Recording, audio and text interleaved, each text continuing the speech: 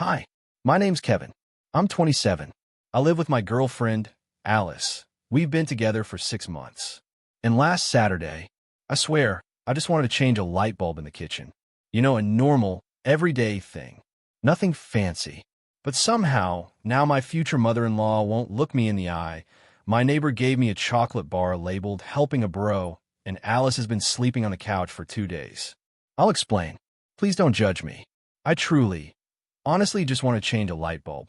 It all started on a typical Saturday morning. You know that kind of morning, the sun hits you straight in the face, and you suddenly feel like you have no direction in life. Alice was still asleep. I got up and walked into the kitchen to make coffee. And then I remembered. The light was out. Well, not just remembered, it was kind of impossible to ignore. The bulb had been dead for like 5 days, and I kept forgetting to replace it. But today was the day. Time to adult. I opened the cabinet, found a new bulb, took a stool from the corner, and set it under the light fixture. I had the bulb in one hand, the stool in the other, ready for battle. Then disaster struck. As I was walking to the stool, my robe caught the cabinet handle. The coffee I had just made, and proudly carried with me, splashed all over my chest and stomach. It was hot. I yelped. Naturally, I took off the robe. I mean, come on, it was soaked. And I was at home, alone, or so I thought. So now, picture this. I'm standing in my kitchen, shirtless, in boxers, holding a light bulb. That's it. That's all I was doing. And that's where it all began to spiral. There I was, shirtless, barefoot, standing in my boxers, gripping a light bulb like it was a sacred artifact. I placed the stool under the dead ceiling light and climbed up, cautiously, like it might explode at any moment. My right foot wobbled a little. The stool creaked. It's one of those old wooden ones that looks solid until it suddenly reminds you it's held together by hope and glue. I ignored the warning signs. I had a mission. Reaching up, I began to screw in the new bulb. One hand balancing me against the wall, the other twisting the glass gently into place. A small bead of sweat rolled down my back. Dramatic, yes, but it felt like the world was holding its breath with me. And then, the door opened. I froze. "Kevin," a woman's voice said. Slow turn. Slowly. No sudden moves. It was Alice's mom. She stood in the doorway, holding 2 grocery bags, her face stuck somewhere between concerned and what the actual hell. And there I was, halfway up a stool in nothing but my boxers, arms above my head, light bulb in hand, glistening like a rotisserie chicken under the broken kitchen light. We stared at each other. It was the kind of silence that makes your ancestors cringe. Hi," I said. "I was just changing the bulb." She blinked. Then, one of the bags slipped from her hand. It hit the floor with a dull thud. Oranges tumbled across the linoleum like it was a fruit-themed car chase. One of them rolled right up to my foot. I shifted my weight. Bad idea. My heel came down directly onto the orange. Squish. And I, Kevin, the innocent, shirtless light bulb changer, stepped on a citrus mine, right in front of my future mother-in-law. I carefully climbed down from the stool, trying to preserve the last molecule of dignity I had left. My foot was sticky with orange juice, my hair disheveled, and I was still holding the light bulb like it was going to defend me in court. I opened my mouth to explain, but before I could even say "this isn't what it looks like," fate threw in another plot twist. Thunk! Something fell from the kitchen cabinet above the sink. It bounced once, then hit the floor near my feet. A vibrator. I blinked at it. Not mine. Obviously not mine. It was one of those let's try something fun purchases that Alice and I made months ago during a wine-fueled online shopping spree. She said she'd hide it somewhere no one would ever find it. Well, guess what? Alice's mom looked at the vibrator, then at me, then back at the vibrator, then back at me in my boxers. Sticky foot, still holding a light bulb. I couldn't move. I couldn't breathe. I was mentally digging my own grave beneath the linoleum. And that's when it got worse. The sliding glass door creaked open. "Yo," a familiar voice said. It was our neighbor, Greg. He casually stepped in from the balcony, like this was just another Tuesday. We still passing stuff through the balcony, or... He trailed off as his eyes scanned the scene. Shirtless Kevin, horrified mother-in-law, a squashed orange, a vibrator on the floor, and a light bulb clutched like a holy relic. Greg paused. Then, With the casual confidence of a man with absolutely no shame, he asked. A bad time. I looked at Greg, then at the vibrator, then at Alice's mom, still frozen like a horror movie extra, her eyes wide, her mouth slightly open, holding onto a single surviving orange like it might explain everything. I had to say something. Anything. This is not what it looks like. I began holding up the light bulb as though it was some kind of moral shield. I was just trying to replace the kitchen light. Alice's mom slowly turned her head toward me.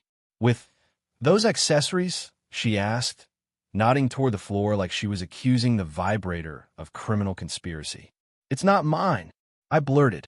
It's Alice's. I mean, OURS. I mean, it's hers, but not like just hers. It was mutual curiosity, but I wasn't. I didn't. This isn't. She raised one eyebrow. A single, elegant, devastating arch of pure judgment. Greg, ever the opportunist, just leaned on the doorframe with a grin. I brought over a drill, he said, lifting the case in his hand. But looks like you're already screwing something. He chuckled at his own joke. I wanted to die. I wanted the light bulb to shatter and release a genie who could grant me the wish of never existing. Instead, I stood there in my boxers, juice on my foot, sexual devices on the floor, under the judgmental gaze of my girlfriend's mother and the delighted smirk of my neighbor. That light bulb? Still not installed. Exactly 60 seconds later, Alice walked in. She had just come back from grabbing oat milk at the corner store. Hair in a messy bun, sunglasses on her head, humming something under her breath, and completely unaware of the emotional Chernobyl waiting in her kitchen. She stopped in the doorway. Let me recap what she saw. Her boyfriend, shirtless, orange juice dripping down his leg, holding a light bulb. Her mother, rigid, pale, still clutching a grocery bag with a death grip. Her neighbor Greg, relaxed, holding a power drill, grinning like a proud uncle at school play.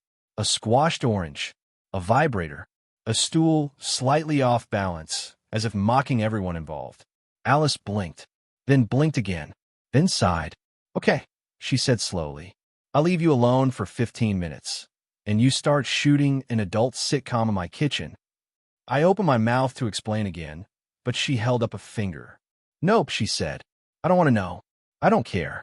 I just want my oat milk, and I want one, just one, weekend without emotional trauma. Greg, still smirking, handed her the drill. You're going to need this, he said. Her mom walked out in silence, shaking her head and muttering something about young people and appliances. Later that night, Alice's mom didn't speak to me. Greg texted me a meme. Just screw it. It had my face photoshopped onto a Nike ad. And Alice? She looked at me from across the room and said, We're buying a new bulb, a new cabinet, and maybe, if possible, a new mom. I just nodded, because honestly, I still hadn't changed that damn light bulb. Alice and I sat on the bed like survivors after a natural disaster. The air was thick with post-chaos silence. She had that look on her face, the one that said, I love you, but also maybe I'll kill you. So, she finally said, arms crossed, You want to explain? I took a breath. I just wanted to change the light bulb. You were naked. I wasn't naked. I was in boxers. You stepped on an orange. I did. You let the vibrator fall out of the cabinet. I didn't let it. It fell. She stared at me like she was solving a murder. And Greg just walked in. I didn't invite him. He just showed up. Balcony stuff. Alice sighed and fell back onto the pillows. God, my mom probably thinks I'm dating a nudist handyman with fruit trauma. She hasn't talked to me since. She's been texting me nonstop. First it was, is he always like this? Then it was just links to Bible verses. I winced. Old Testament or New? Both. There was a knock at the door. I braced for another plot twist.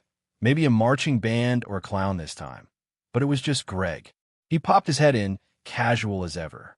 Everything good in here? Just checking if Kevin needs help changing anything else. Alice threw a pillow at him. He caught it. Laughed. Love you guys. He closed the door. I groaned and fell face first onto the bed. I'm never changing a light bulb again. I muttered into the mattress. Alice patted my back. You're banned from touching anything electrical. Or citrus. It's been 2 days since the incident. I haven't spoken to Alice's mom. Alice hasn't spoken to me unless it was directly related to bills, groceries, or the cat, which we don't own, but she still talks to it, just not to me. In the kitchen, it's still dim. The light bulb I tried to install is sitting in the sink next to a sponge that somehow has more dignity than I do. Saturday morning. Again, I sit on the couch, scrolling through memes about electrical fires and emotional damage. Alice is in the bedroom, and silence sits between us like a third, incredibly judgy roommate. Then, ding-dong. I freeze. I know that ding-dong. It's not Greg the balcony suspect. It's not a delivery. That's the "I didn't forgive you, but I'm back anyway" doorbell. Alice's mom. I open the door slowly. She's standing there in beige yoga pants and a cardigan that somehow radiates disapproval. In one hand, a tote bag full of vegetables. In the other, a small box that reads, Reiki Energy Starter Kit, Beginner Level. I open my mouth to say something, anything. She speaks first. I came to cleanse your apartment. Of course.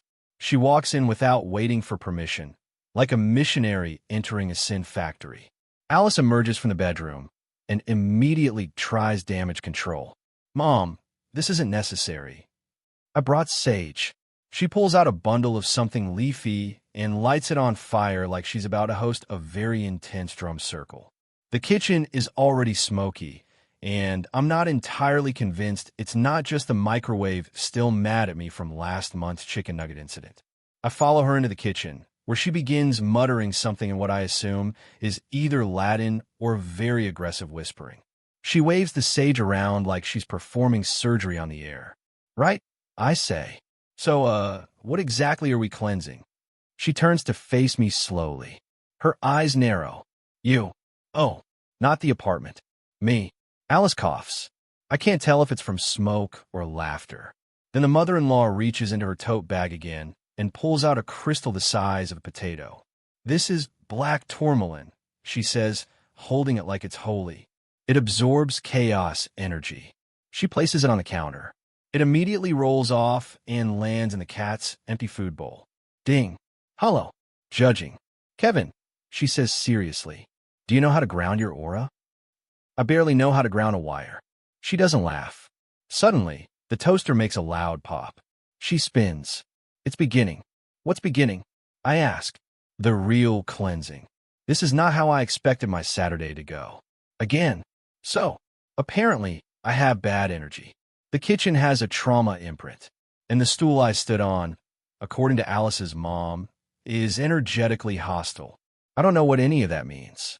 All I know is the stool is back in the kitchen, standing there like a wooden assassin. She needs to go, the mother-in-law says, pointing at it like it's possessed. I mean, it's a stool, I try. It's not planning anything. She doesn't blink, just walks over and knocks on it like she's interrogating a suspect. Then she whispers, I can feel it judging me. Honestly, same. Alice is watching this from the hallway with the kind of deadpan expression only someone who's witnessed multiple social deaths can pull off. You should get rid of it, her mom says again. It tried to kill you. It didn't try. It just wobbled. Exactly. She lifts the stool like it's contaminated. Walks to the balcony. Opens the door. No. No, no, no. Stop. That's Greg's bush down there. She looks at me. Shrugs. Then, YET.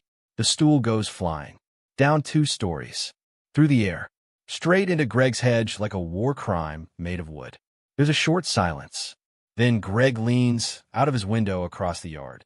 He sees the stool sticking out of his bush. Looks up. Sees me standing behind Alice's mom. Hands in the air like a hostage in IKEA. He gives me a slow, confused thumbs up. Did you guys just exorcise furniture? He calls out.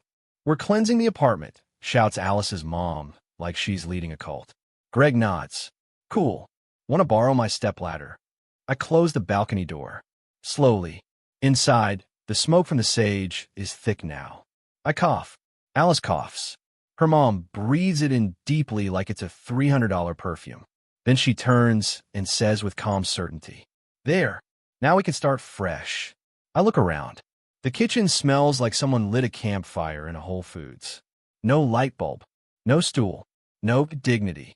Just me, a potato-sized crystal, and a family history of poor decisions. And somehow, I still haven't fixed the light. Sunday morning. I'm lying on the couch, doom scrolling. My back still smells like sage and humiliation.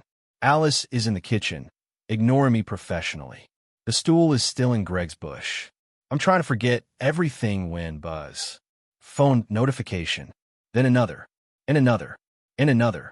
Something's wrong. I check my phone. I have been added to a new group chat. Name: Deal Lamp Bulbgate 2025 Fire. Members: Greg, Alice, Alice's mom, me, and, apparently, Greg's cat.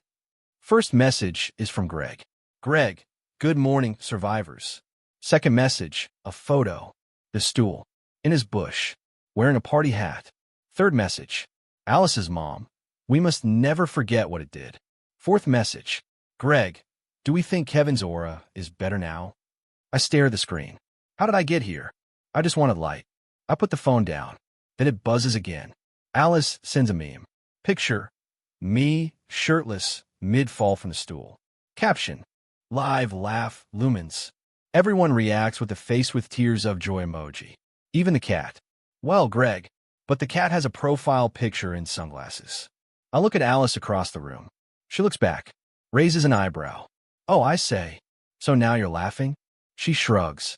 I wasn't not laughing before. I was just doing it in my head. I squint. You were filming that day, weren't you? She smiles. Greg sends another meme. A screenshot of me saying it's not my vibrator. Caption: famous last words. I sigh. Out loud. Alice comes over and sits beside me. Hands me coffee. No hard feelings? She asks sweetly. I take a sip. Nod. Then Greg sends a gif of a light bulb exploding. Alice's mom replies, "This is why we use candles now." I lie back down. Defeated. Group chats are forever. It's Monday. A new week. A fresh start. A clean aura. Allegedly, the apartment is quiet. Peaceful. Too peaceful. I walk into the kitchen. It's lit. Wait. Lit. I look up. The bulb is screwed in. Not hanging, not flickering, not shattered in a sink full of dishes. It's perfectly functional. I blink. Alice walks in behind me, yawning.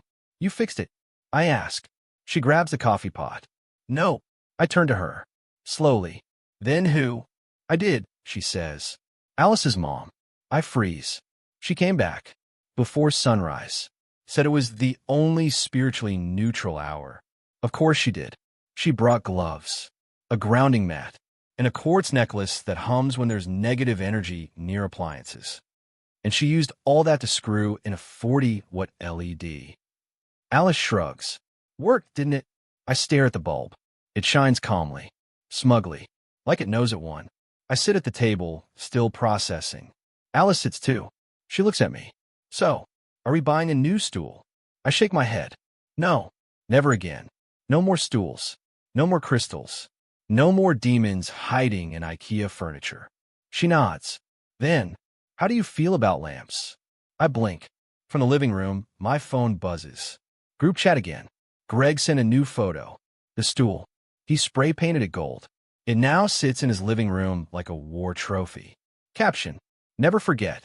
Chair, light bulb, red heart. I sigh, but I smile. Alice leans over, rests her head on my shoulder. You know, she says, maybe next time, just ask for help. Maybe, I say, but probably not. I grin. Absolutely not. We sit in silence for a moment. Then, without turning my head, I say, did you tell your mom the vibrator was yours? She laughs. Loud. Nope. She thinks it was Greg's. From the hallway, her mom's voice echoes faintly. I heard that. I spill my coffee. Fade out.